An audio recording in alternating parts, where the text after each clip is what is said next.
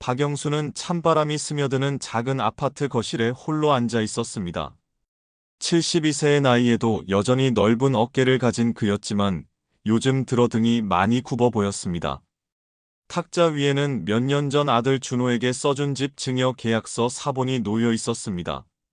참 오래된 일이네. 영수는 작은 한숨과 함께 과거를 떠올렸습니다. 1975년 봄 25살의 그는 경상도 시골 마을을 떠나 서울로 향하는 기차에 몸을 맡겼습니다. 손에 들린 것은 어머니가 싸준 보따리와 주머니 속 10,000원짜리 5장이 전부였습니다. 돈 많이 벌어서 꼭 돌아오거라. 어머니의 마지막 말씀이 아직도 귓가에 맴돌았습니다.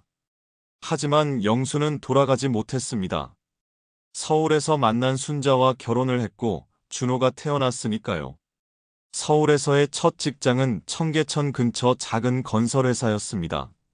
하루 종일 시멘트 포대를 나르고 철근을 옮기는 일이었지만 영수에게는 희망이 있었습니다. 성실하게 일하면 언젠가는 나아질 거라는 믿음 말입니다. 영수야, 오늘도 고생했어. 아내 순자는 늘 따뜻한 말로 그를 맞아주었습니다. 반지하 단칸방에서도 그녀는 불평 한 번 하지 않았습니다. 오히려 영수가 힘들어할 때마다 우리 아들 준호만 잘 키우면 되는 거야라며 격려해 주었습니다. 준호가 태어난 날 영수는 생전 처음으로 눈물을 흘렸습니다. 작고 빨간 얼굴을 한 아들을 바라보며 마음속으로 다짐했습니다. 이 아이만큼은 내가 겪은 고생 안 시키겠다. 그 다짐을 지키기 위해 영수는 더 열심히 일했습니다. 새벽 5시에 일어나 현장에 나가고 저녁 늦게 집에 돌아와서도 준호와 함께 시간을 보냈습니다. 주말이면 아이를 업고 공원에 나가 그네를 밀어주고 잠들기 전에는 동화책을 읽어주었습니다. 아빠, 나도 아빠처럼 힘이 세질까? 그래, 우리 준호는 아빠보다 훨씬 더 훌륭한 사람이 될 거야. 영수는 아들의 교육을 위해서라면 무엇이든 아끼지 않았습니다. 자신은 중학교도 제대로 나오지 못했지만 준호만큼은 다르게 키우고 싶었습니다. 학습지비, 학원비, 과외비까지 모든 돈을 아들의 교육에 투자했습니다. 여보, 우리 살림이 너무 빠듯해요. 순자가 걱정스러운 표정으로 말할 때마다 영수는 단호했습니다. 괜찮아. 준호가 잘 되면 우리도 편해질 거야.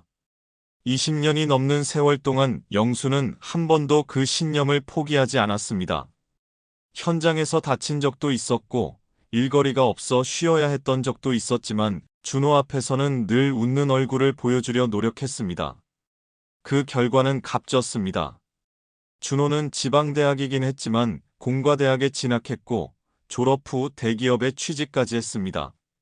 영수에게는 그보다 더 큰 기쁨이 없었습니다. 아버지 어머니 덕분입니다. 입사 발표를 받던 날 준호는 부모님께 깊이 고개를 숙였습니다. 그 모습을 보며 영수는 지난 세월의 모든 고생이 보상받는 느낌이었습니다. 몇 년 후 준호가 결혼을 발표했을 때도 마찬가지였습니다. 며느리가 될 지혜는 4년제 대학을 나온 똑똑한 여성이었습니다. 신혼집 문제는 어떻게 할 거니? 영수가 물었을 때 준호는 어색하게 웃었습니다. 아직 전세금도 부족해서요. 그때 영수는 주저없이 결정했습니다. 30년 동안 살아온 아파트를 아들에게 주기로 한 것입니다. 다만 한 가지 조건만 붙였습니다. 준호야, 아빠가 나이 들면 돌봐달라는 약속만 하나 하자. 아버지, 그런 건 당연한 거죠. 준호는 밝게 웃으며 대답했습니다. 그 웃음을 믿고 영수는 계약서에 부모 부양 조건을 명시했습니다. 지금 그 계약서를 다시 보니 감회가 새로웠습니다. 그때만 해도 영수는 아들의 말을 완전히 믿었었습니다. 하지만 세월이 흐르면서 창밖으로 눈이 내리기 시작했습니다. 영수는 천천히 일어나 창가로 걸어갔습니다. 아직 아무도 모르는 이야기가 곧 시작될 것 같은 예감이 들었습니다. 다음 이야기가 어떻게 진행될지 궁금하시죠? 지금부터 집중해서 들어주세요. 그리고 저희 채널이 마음에 드신다면 좋아요와 구독 응원해주세요. 여러분의 소중한 관심이 큰 힘과 용기를 준답니다. 그럼 다시 이야기 속으로 함께 떠나보시죠. 결혼 첫 해만 해도 모든 것이 순조로웠습니다.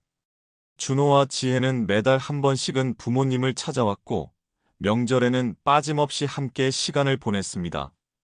지혜도 처음에는 예의 바른 며느리였습니다. 어머니, 제가 만든 건데 드셔보세요. 지혜가 정성스럽게 준비해온 음식을 내놓을 때마다 순자는 기뻐했습니다. 영수 역시 마음이 흐뭇했습니다. 역시 우리 준호 눈이 높네라고 생각했습니다. 하지만 변화는 서서히 찾아왔습니다.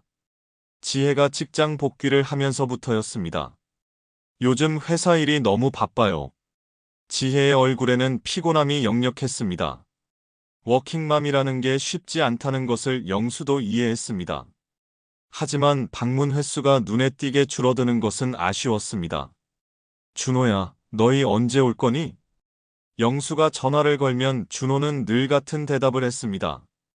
아버지, 지혜가 너무 힘들어해요. 조금만 이해해 주세요.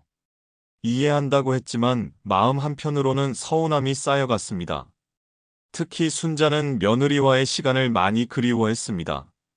영수야, 지혜가 나한테 부담스러워하는 것 같아. 무슨 소리야? 그냥 바쁜 거겠지. 영수는 아내를 달랬지만 속으로는 그도 같은 생각을 하고 있었습니다.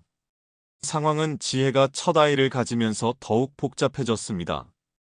임신 중에는 입덧이 심하다며 거의 오지 않았고, 출산 후에는 육아 때문에 바쁘다는 이유였습니다. 어머니, 아이 키우는 게 정말 힘들어요. 이해해 주세요. 지혜의 말에 순자는 고개를 끄덕였습니다. 하지만 그녀의 표정에서는 도움을 주고 싶다는 마음을 읽을 수 있었습니다. 지혜야, 내가 아이 돌보는 거 도와줄 수 있어. 아니에요, 어머니. 저희끼리 할 수 있어요. 지혜의 거절은 정중하지만 단호했습니다. 순자는 더 이상 말하지 못했습니다. 명절도 달라졌습니다. 예전에는 하루 종일 함께 보내던 시간이 점점 짧아졌습니다. 어머니, 아이가 있어서 너무 늦으면 안 돼요. 지혜는 점심을 먹자마자 일어설 채비를 했습니다. 순자가 정성껏 준비한 음식들은 절반도 먹지 못한 채 남겨졌습니다. 그래도 차 한 잔 더 하고 가지 그래. 영수가 아쉬워하며 말했지만 지혜는 이미 아이용품을 챙기고 있었습니다. 다음에 천천히 뵐게요. 하지만 그 다음은 좀처럼 오지 않았습니다.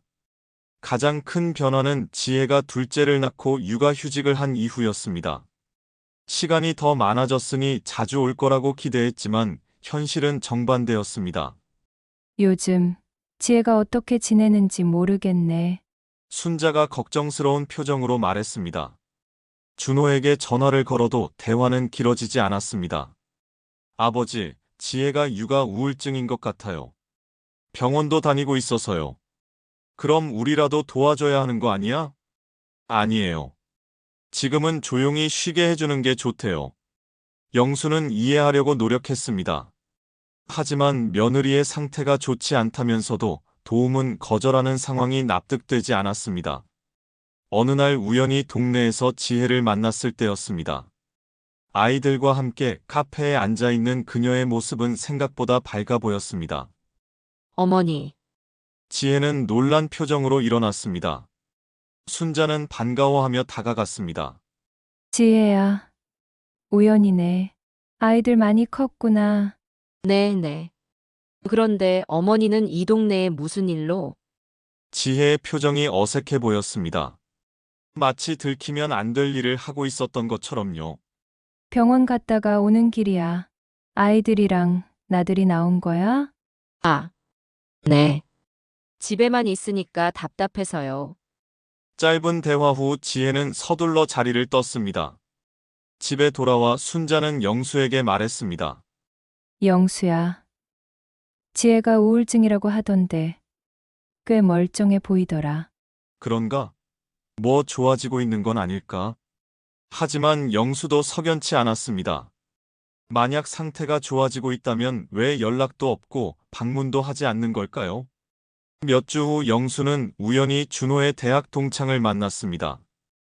그로부터 들은 이야기는 충격적이었습니다. 형님, 준호 부부 요즘 해외여행도 다녀오고 잘 지내던데요? 해외여행? 네, 일본 다녀온 사진 SNS에 올렸던데요. 아이들이랑 함께 찍은 사진 보니까 다들 행복해 보이던데요. 영수는 말문이 막혔습니다. 며느리가 우울증으로 힘들어한다며 조용히 쉬게 해달라고 했는데 가족여행은 다녀온다고요? 그날 밤 영수는 잠을 이루지 못했습니다. 옆에서 자고 있는 순자를 바라보며 생각했습니다. 우리가 너무 예민하게 생각하는 건 아닐까? 하지만 마음속 한구석에서는 다른 목소리가 들려왔습니다. 뭔가 잘못되고 있는 게 아닐까? 다음 날 준호에게 전화를 걸었습니다. 준호야, 아버지야. 네, 아버지. 무슨 일이세요? 일본 여행 재미있게 다녀왔다며? 전화 너머로 잠시 침묵이 흘렀습니다. 아, 그걸 어떻게? 지혜 상태가 좋아져서 여행도 다녀온 거지? 그럼 이제 우리도 만날 수 있는 거 아니야? 아버지, 그게 의사가 가족여행은 좋다고 해서 갔던 건데. 준호의 목소리는 점점 작아졌습니다. 그래? 그럼 언제 한번 오너라. 어머니가 많이 보고 싶어 하신다. 네. 곧 연락드릴게요. 하지만 그 연락은 오지 않았습니다. 영수와 순자는 점점 더 큰 외로움을 느끼기 시작했습니다. 영수야, 우리가 뭘 잘못한 걸까? 순자의 목소리에는 슬픔이 섞여 있었습니다. 영수는 아내의 손을 잡았습니다. 잘못한 건 없어. 아이들이 바쁜 거겠지. 하지만 그 말을 하는 자신의 목소리도 확신이 없었습니다. 무언가 크게 잘못되고 있다는 느낌이 점점 강해져만 갔습니다. 시험의 시간 순자가 복통을 호소한 것은 어느 가을날이었습니다. 처음에는 단순한 소화불량이라고 생각했습니다. 하지만 며칠이 지나도 나아지지 않자 영수는 아내를 병원으로 데려갔습니다. 더 정확한 검사를 해봐야겠습니다. 의사의 표정이 심각해 보였습니다.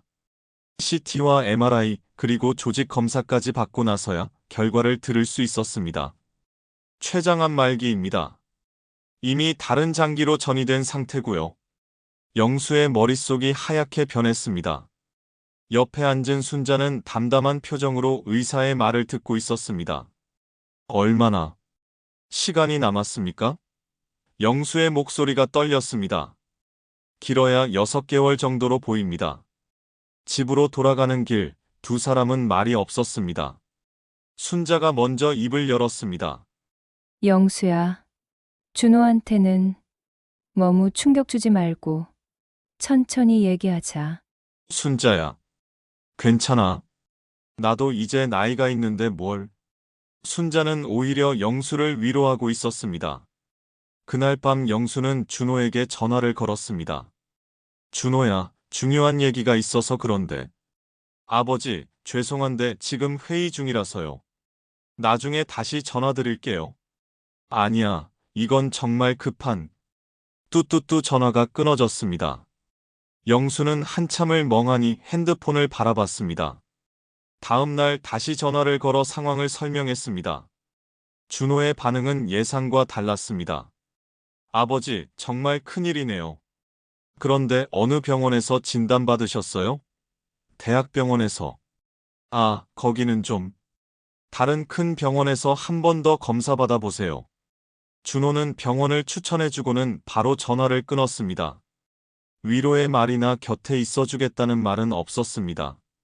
결국 영수는 혼자서 순자를 데리고 다른 병원들을 찾아다녔습니다. 하지만 결과는 같았습니다.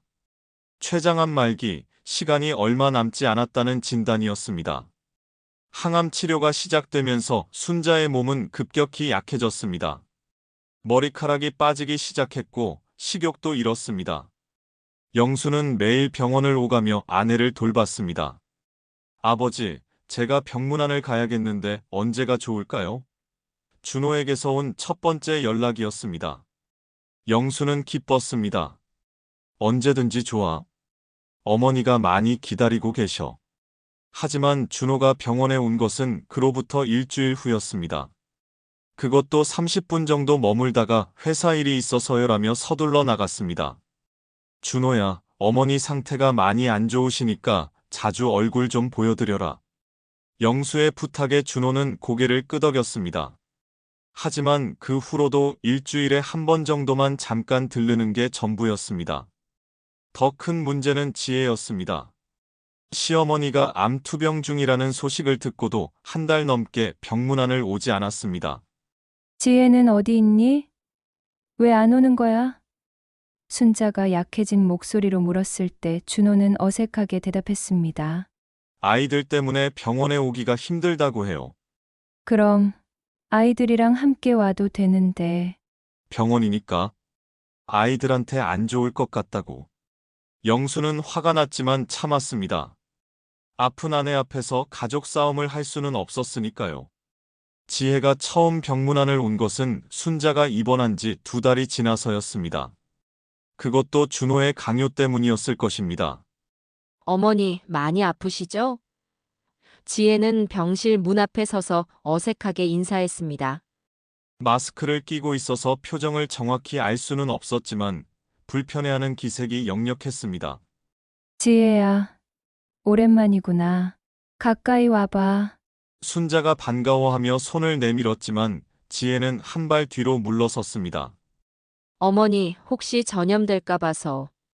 암은 전염병이 아니야. 영수의 목소리에는 분노가 섞여 있었습니다. 하지만 지혜는 여전히 거리를 두고 서 있었습니다.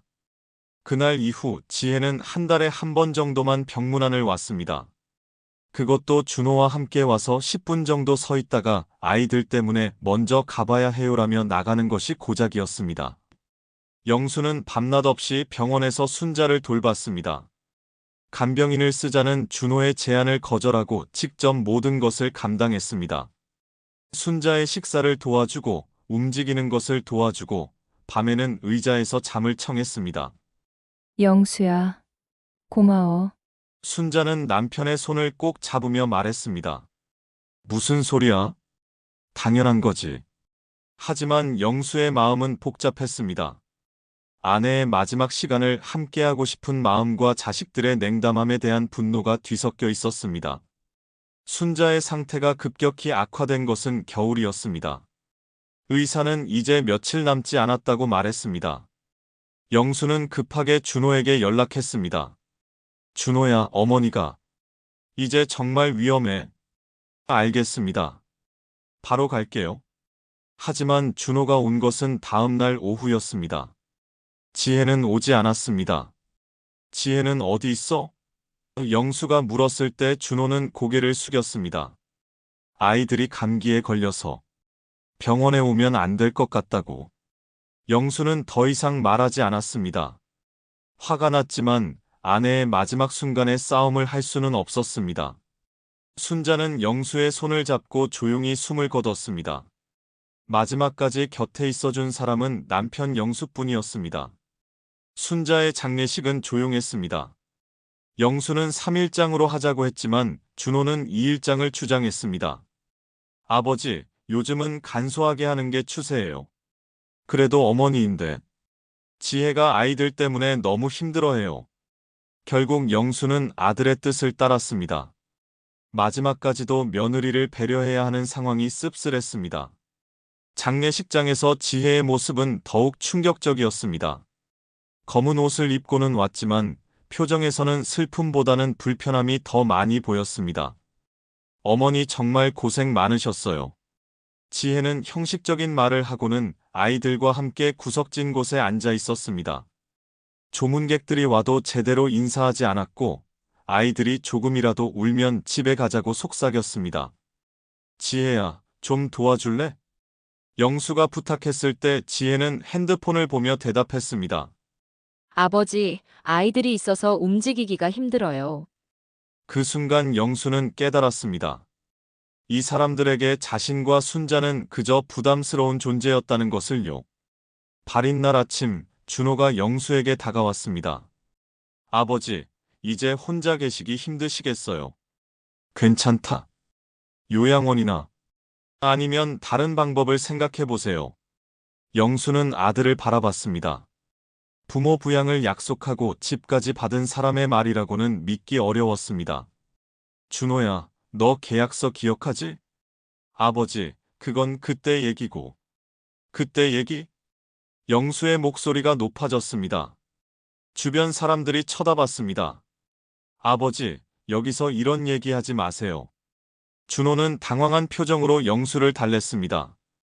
장례를 치른 후 집으로 돌아온 영수는 홀로 앉아 생각에 잠겼습니다.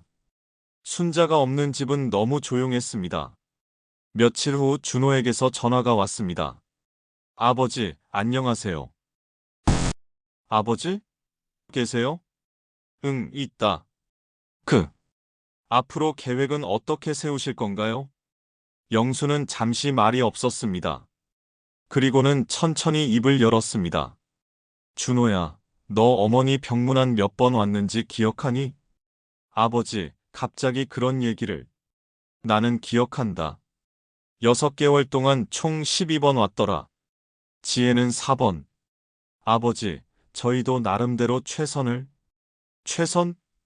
영수의 목소리가 차가워졌습니다. 해외여행 갈 시간은 있으면서? 그건 계약서에 뭐라고 적혀 있는지 다시 한번 읽어봐라. 영수는 전화를 끊었습니다. 그날부터 영수는 모든 것을 기록하기 시작했습니다. 병원 면회 기록, 통화 내역, 순자의 투병 일지, 장례식 참석 현황까지 모든 것을 정리했습니다. 한 달 후 영수는 변호사 사무실을 찾았습니다. 조건부 증여 위반으로 증여를 취소하고 싶습니다. 변호사는 영수가 준비한 자료들을 꼼꼼히 살펴봤습니다. 충분한 근거가 있어 보입니다. 하지만 아드님과는 관계가 완전히 틀어질 수 있어요. 이미 틀어진 거나 마찬가지입니다. 영수의 목소리는 단호했습니다. 소장이 준호에게 전달된 것은 그로부터 일주일 후였습니다. 준호는 황급히 영수에게 전화를 걸었습니다. 아버지, 이게 무슨 일이에요? 소장 받았구나. 아버지, 정말 이렇게까지 하실 거예요? 너희가 먼저 약속을 어겼다. 아버지, 저희도 나름대로 최선을 다했어요. 최선? 영수는 냉소했습니다. 어머니 돌아가시기 전 마지막 한 달 동안 너희는 총 3번 왔다. 그것도 10분씩. 아버지, 더 이상 할 말 없다. 법정에서 보자. 영수는 또다시 전화를 끊었습니다. 그날 밤 영수는 순자의 사진을 바라보며 중얼거렸습니다. 순자야, 내가 너무 늦게 깨달은 것 같구나. 미안해. 창밖으로는 첫눈이 내리고 있었습니다.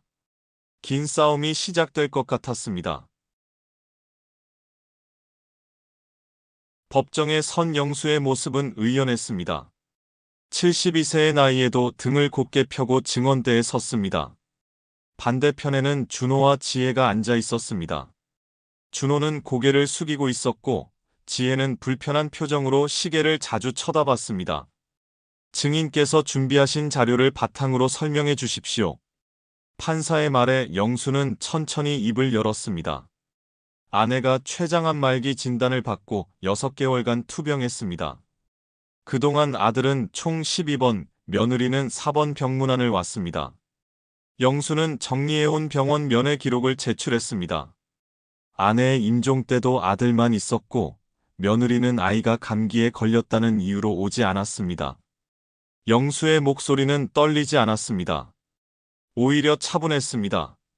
준호의 변호사가 반박했습니다. 의뢰인도 나름대로 최선을 다했습니다.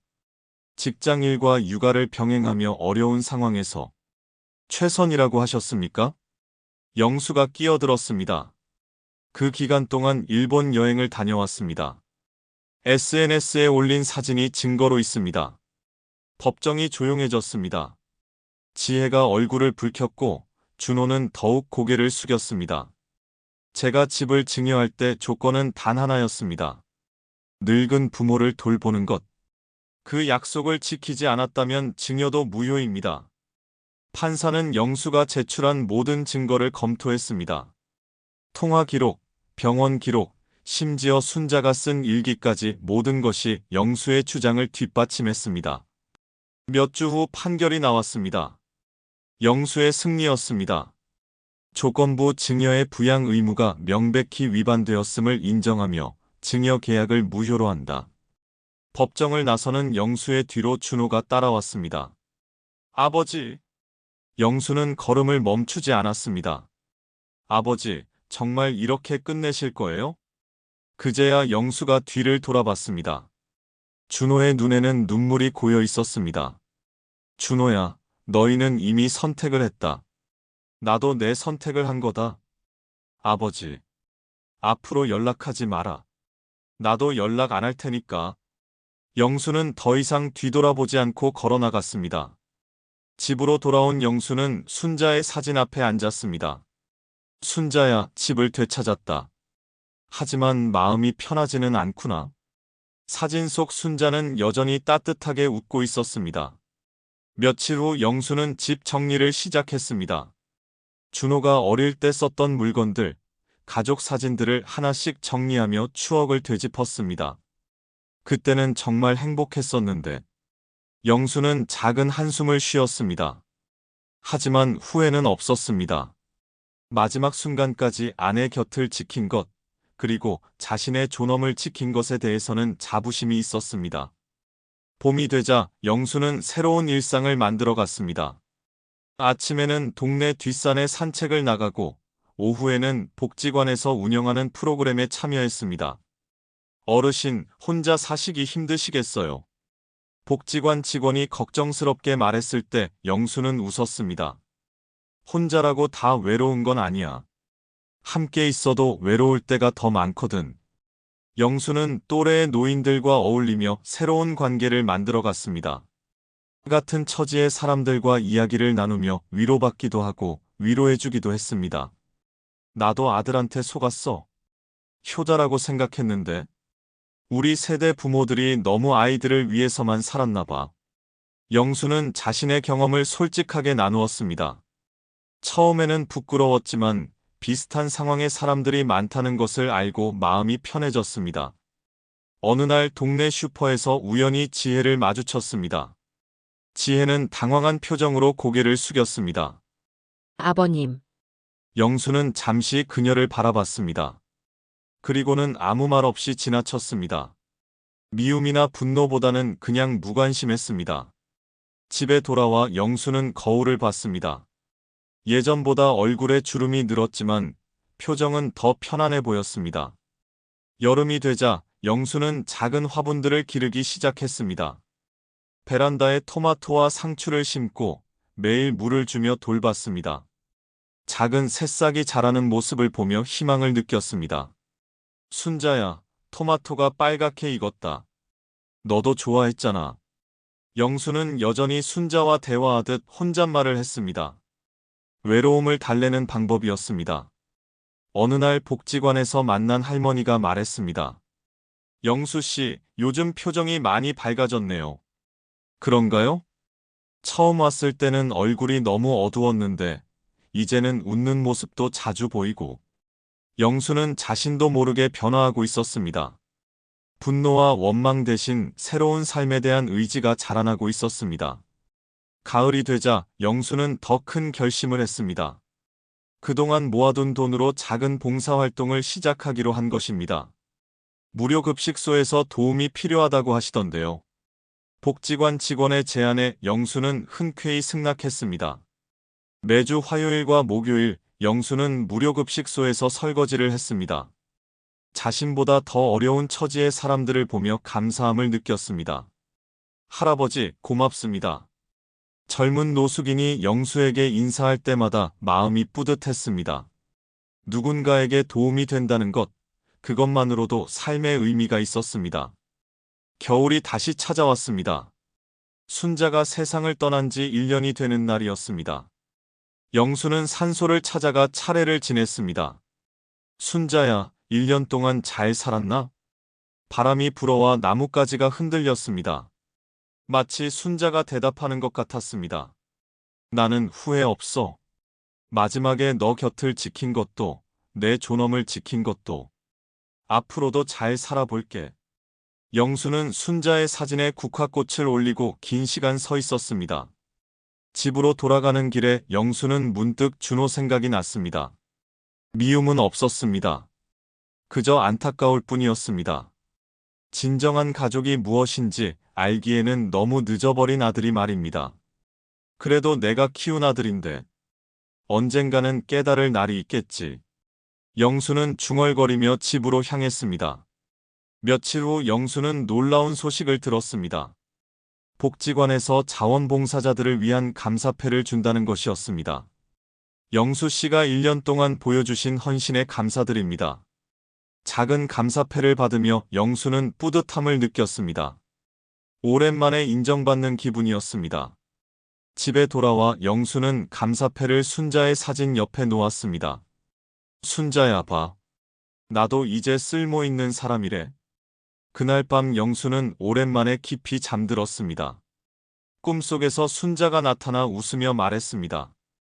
영수야, 잘 살고 있구나. 나도 편해졌어. 다음 날 아침 영수는 상쾌한 기분으로 일어났습니다. 창밖으로는 봄 기운이 느껴졌습니다. 새로운 계절, 새로운 시작이었습니다. 오늘도 좋은 하루가 될 것 같구나. 영수는 혼잣말을 하며 하루를 시작했습니다. 과거의 상처는 여전히 있었지만 이제는 그것이 자신을 무너뜨리지 않았습니다. 진정한 가족은 피로 맺어진 관계가 아니라 서로를 돌보고 존중하는 마음에서 시작된다는 것을 영수는 뒤늦게 깨달았습니다.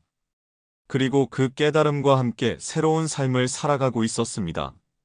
복지관에서 만난 사람들, 무료 급식소에서 만난 사람들이 이제는 영수의 진짜 가족이었습니다.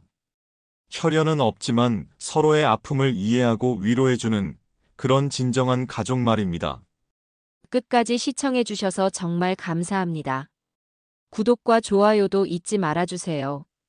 어르신분들 항상 건강하시고 행복하세요.